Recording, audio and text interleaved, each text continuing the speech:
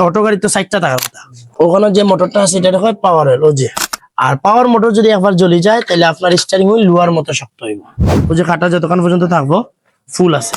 Gear oil আর পাওয়ার অয়েলের colour থাকবো লাল। তো মনে না থাকলে আমরা ফেসবুক পেজ আছে, ভিডিও দেওয়া আছে, এগুলা দেখবা। অটো গাড়ি তো 60টা টাকার কথা। আচ্ছা, ওটার হয় পাওয়ার অয়েল। ওখানে যে মোটরটা আছে এটা হয় পাওয়ার অয়েল, ও যে। হ্যাঁ, এটার হিসাব করতে হবে দুই কোয়ালিটি পাবে, দুইটা সিস্টেমে। যদি আপনার গাড়ি 1500 সিসি হয়, 5A ইঞ্জিন হয়, 5A ইঞ্জিন হয়, তাহলে এটা থাকবো ভিতরে ও জায়গার থাকবো। আর যদি আপনার অন্য গাড়ি হয়, হ্যাঁ, তাহলে থাকবো এটা অন, ও মুখাটা থাকবো অন, ঠিক আছে। মোটরটা থাকবো সামনে।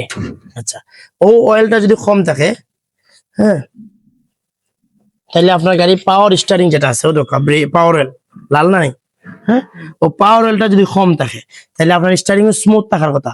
পাওয়ার অয়েল কম থাকলে কি হইব? স্টারিং হুইল হার্ড হইব, স্টারিং হুইল হার্ড হইব। আর যদি পাওয়ার অয়েল না থাকে, পাওয়ার অয়েল না থাকার কারণে বেশি যদি 2-3 দিন হয়ে যায় তাহলে পাওয়ার মোটর টোটালি জ্বলে যাব। আর পাওয়ার মোটর যদি একবার জ্বলে যায় তাহলে আপনার স্টারিং হুইল লোহার মতো শক্ত হইব, ঠিক আছে। আপনি মূলত স্টারিং হুইল যদি স্মুথ রাখতে চান তাহলে পাওয়ার অয়েল কতদিন পরে চেঞ্জ করার হিসাব নাই, এটা ফুরাইতে হইব, এটা চেঞ্জের হিসাব নাই। ও যে খাটা যতক্ষণ পর্যন্ত থাকবো তাহলে ফুল আছে, ও যে খাটা যতক্ষণ পর্যন্ত থাকবো ফুল আছে, ঠিক আছে। এখান থেকে কিন্তু কমিয়ে অয়েল তো কমে, অয়েল কমলে তো কমিয়ে। আপনি প্রতিদিন যখন চেক করবা তখন তো বুঝলেই বা এখান পর্যন্ত ফুল থাকতো, ও যে ফুল এমনও তো দেখা যায়, ফুল থাকলে ট্যাঙ্কি মুখ খুললেও দেখা যায়।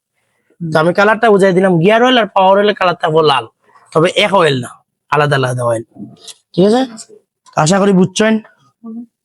মনে না থাকলে আমরা ফেসবুক পেজ আছে, ভিডিও দেওয়া আছে, এগুলা দেখবা।